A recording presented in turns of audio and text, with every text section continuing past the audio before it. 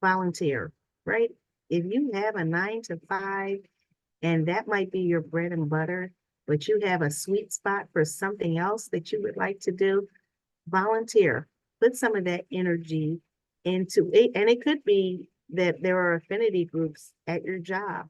Volunteer, stand up for leadership, but volunteer for those causes that you could contribute to, where you can give just as much as you can learn.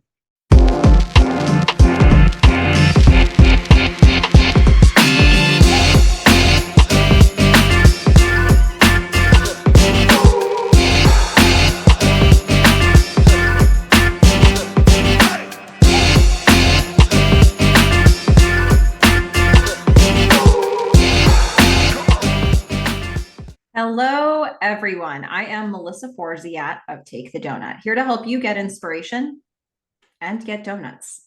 I'm a motivational keynote speaker, and today I'm bringing you a Take the Doughnut interview with Monterry Luckey, who is the Deputy Director of the Delaware Workforce Development Board and an adjunct instructor at Wilmington University. Welcome. Melissa, thank you. It is so good to see you. And I'm looking at the beautiful donuts you have for your background. I do what I can to make people hungry straight away. Well, with that in mind, I mean, before we get into any more serious interview questions, I have to ask you, what's your favorite donut? So I try to monitor and not really eat a lot of, fatty foods. But if I had to say, I really have a preference for hot glazed donuts. So, and there have been a couple places in my lifetime that served hot glazed donuts. One was a donut shop in Delco, Pennsylvania, and it was Ann's Donut. And Krispy Kreme's is a close second. So, but hot. That's the trick. It's not hard to get a glazed donut, but it's hard to get them like fresh, Yes, yes. Oh my goodness, that sounds amazing. Well, I said just a little bit about you to get us started, but tell us more about yourself. What should we know? So some of the things that you should know are that I'm really passionate about supporting people that are underemployed, unemployed, or in transition. And so that takes us anywhere from adults to kids in school to immigrants coming over to seek refuge. So just those people that may not be the first people to come to mind, that's where I find the energy to really do the work that I do and have always really had a connection and a passion to. So just moving in that, because I like to empower people, and it's very important to me. And it's where I really find passion about the work that I do and being purposeful about the work that I do. Yeah, it's beautifully said. What a lovely mission to have. And let me reset this for folks who haven't seen me do an interview before. So, take the donut for me is an expression that's sort of the same as carpe diem. It all comes from this thing that happened to me in college, this very strange thing where I left an actual donut on a table, but that became an object lesson for me and what it looks like to leave opportunities behind. I don't want to do that anymore. I want to take the donut. I'll link a video here for those who haven't seen that story before. But basically, this conversation is all about, practically speaking, what is it like to go after opportunity in life? What does that feel like? What does it look like? So, to that end, let's start with this question. How are you with going after goals? What is that process like for you? So it usually starts with a flickering. Maybe it's something that I've heard. I tend to be, and I consider myself to be well studied, but if it's something that I've heard and it's, kind of gives me that this is a different concept and I may want to follow it more, or something that's very intriguing the way that it was worded, or having access to see somebody doing something that I believe that I could thrive in. So an example would be having someone you know, be a TEDx speaker. I myself haven't done a TED Ed talk. However, TEDx talk. However, I was a part of the TEDx Wilmington community for a few years. And so that gave me the opportunity to see what goes into making it. What does it take, and how to support those people that were doing it. So maybe one day I will take that donut, take that plunge, but really understanding what goes into the making of something, and really how I can support, and then just gaining that information and knowledge really makes it. And if it's so far thumping, then I'm pretty much going to do it.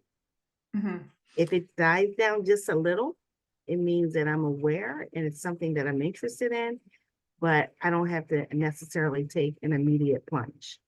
It sounds like you're very driven by instinct. Yes. Yeah. Yeah. I love that. So when you do decide, you get that flicker of something that you might be interested in, and then you decide that you want to pursue it. But let's say it's something that is going to take a lot of effort or a lot of time. What keeps you motivated in that process? I always consider anything worth having is worth working for.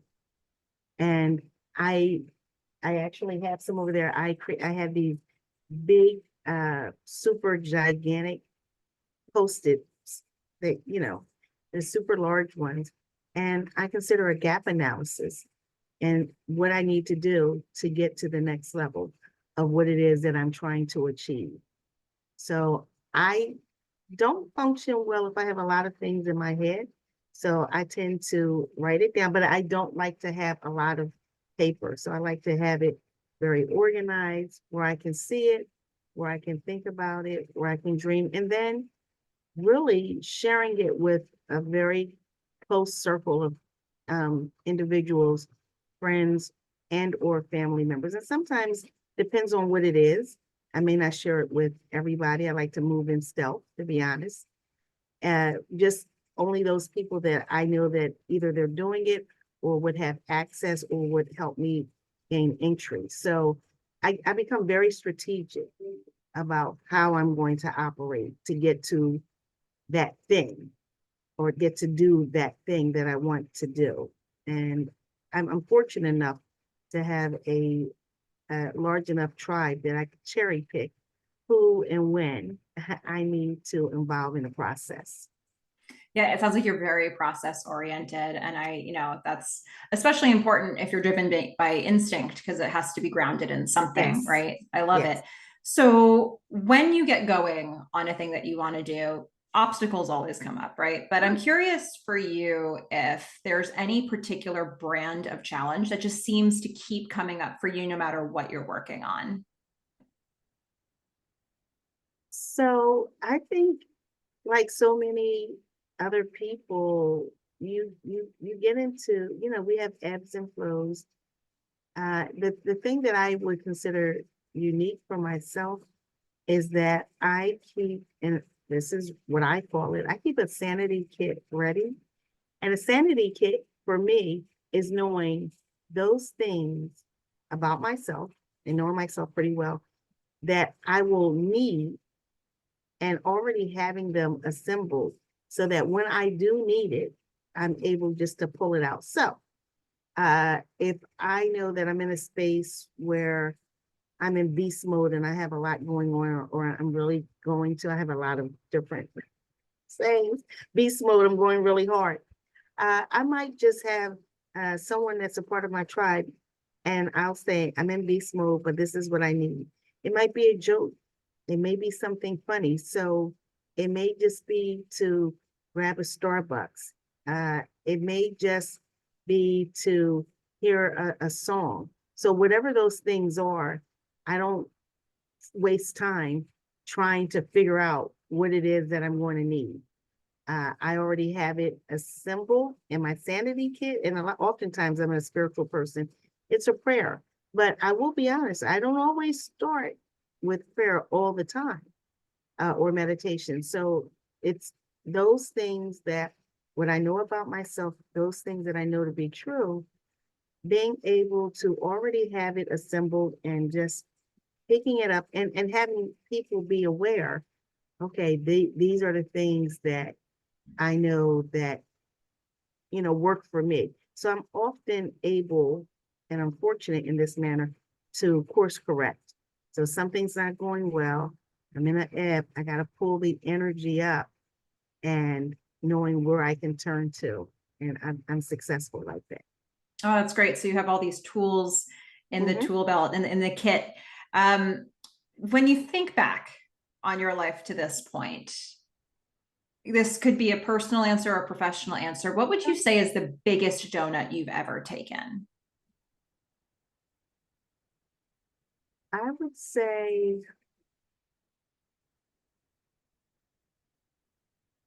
the biggest donut that I've ever taken would probably be, this is going to surprise the audience, being a teacher. Oh, There was a period of in my life, not long ago, actually, right before COVID, during COVID, and immediately after COVID. Well, COVID was still going on, so very recent, where I was a teacher. I would never consider being a teacher. One, I always thought that they did a tremendous job, but were very underpaid. It's like, yeah, I'm never going to be a teacher. It's nothing that I would want to be. However, I got summoned into education and I considered it an opportunity just to learn. And I really would tell people that I was on assignment. But during that time, what I was able to do was bring my authentic self and still be that corporate person that I've always been, and really sharing my knowledge and experience with the up and coming, the emerging individuals that are going to go into the workforce. And it was one of the best opportunities I ever had because I learned just as much from high school. I had 9th through 12th. I learned just as much from them as they learned from me. And so it was what I needed at the time. And you often hear people say, I needed that, but I didn't know I needed that. And so I'm very thankful for the experience and the opportunity because I really didn't know how it would go. I would always tell them I am not cool, but me just being authentic was what they wanted. And they would in turn say, Miss Luckey, you are so cool. So, but that was probably one of the biggest things because I have a lot of family and friends that are educators. I like people to have information. So it wasn't a far-fetched idea. It's just that from a pay scale and from performing. But I actually was a high performer and I did really well. So I'm thankful to have had the opportunity because now in this role, I'm able to pull some of those things in and speak as an authoritarian for some of the experiences that I've had and some of the experiences that the people that we are serving, the youth, have experienced.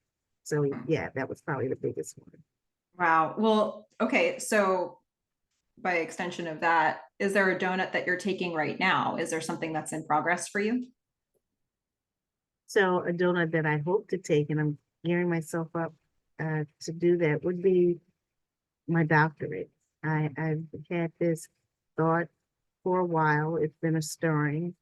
And so really mapping it out, seeing what it looks like, seeing how it can be financed because I don't have any student debt, right? So we know that, nowadays we're looking for the opportunity, but what it would look like on the other side. But that's a donut that I'm looking forward to taking a big chunk out of and then giving back to the body of knowledge that exists. Mm, good. That's a big one. Good luck with that. And hopefully we can all, everybody listening, we can all encourage you along the way with that and send good thoughts And and I put it energy out towards there you. in the universe, like big universe. Yeah, absolutely. Well, so there may be people who are listening right now who have a donut they want to take of their own. And it could be that it's just an idea right now, or it could be that it's something they've started to move towards, but they're not sure, kind of what the way forward is from here. So let's sprinkle some encouragement. What advice would you give to those people? So one thing that I still do, and I would advise others, volunteer, right? If you have a 9 to 5, and that might be your bread and butter, but you have a sweet spot for something else that you would like to do, volunteer. Put some of that energy into it. And it could be that there are affinity groups at your job.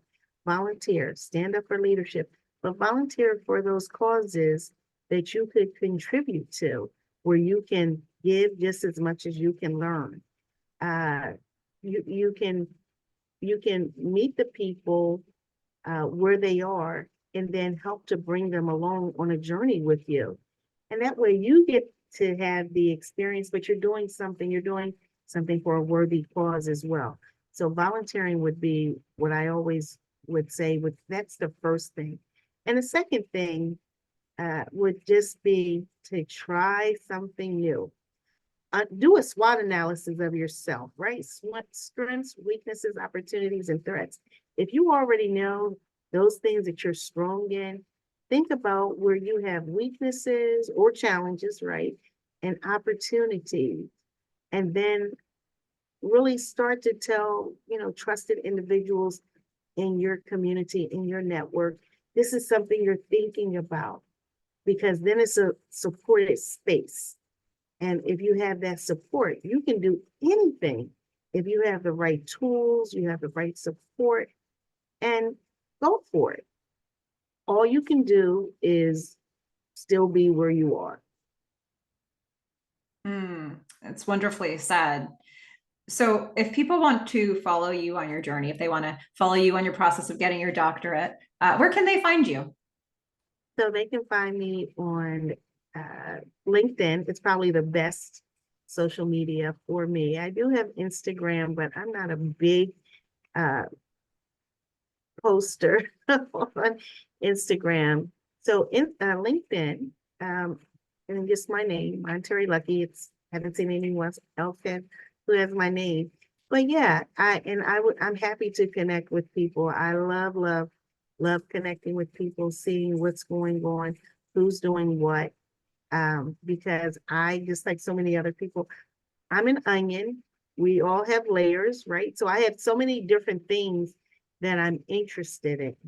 And so, Melissa, just seeing you biting the donut or having bit the donut and doing what you're doing, it's very encouraging. Podcast, that's something else that at another place in time that I've thought about doing. Actually, voiceovers. I have a friend that does some voiceovers, and a little known secret, it's been some time, but I had a commercial that I did for Channel 12, WHYY here in the Philadelphia area, that ran for a year. They just were interviewing me, but based on the interview, they sliced it up so many different ways. And they ran the commercial for a year. I loved it. I didn't know it was going to be a commercial, but I was so excited to do it. So I have a lot of different things that I get a chance to play with and train for when I just need to slip away and do something fun. My fun is learning something new, something exciting that I will find ways to incorporate into whatever my next is. Amazing. And for those of us who want to follow you on I love that you're putting so many things out there, because who knows who's listening and who can be part of that process. So reach out to Monterry on LinkedIn. That's the place to do it. And yes, if you liked hearing Monterry's story, be sure to like and subscribe on this video so that you can keep up with all the inspirational interviews still to come. But in the meantime, thank you so much for joining me, for having this conversation, and for exploring this idea of going after opportunity. Well, I thank you for just extending the opportunity to me, and just for you even having the platform, because oftentimes there are so many people that have thoughts, have ideas, and they just don't know where to go. So just by you offering this platform and you have had some really amazing interviews. I've been watching, so kudos to you. Round of applause. to you, Melissa. And I just would hope that you would continue to have a platform and even grow it bigger and to do more and exciting things. I'm looking forward to what your next is going to be and how you continue to evolve. So I'm just honored to have had the opportunity to spend some time with you. Thank you so much for that. And okay, to everybody who's listening, you know what to do. Go out there, get inspiration and get donuts. And get donuts. Bye, everybody. Bye.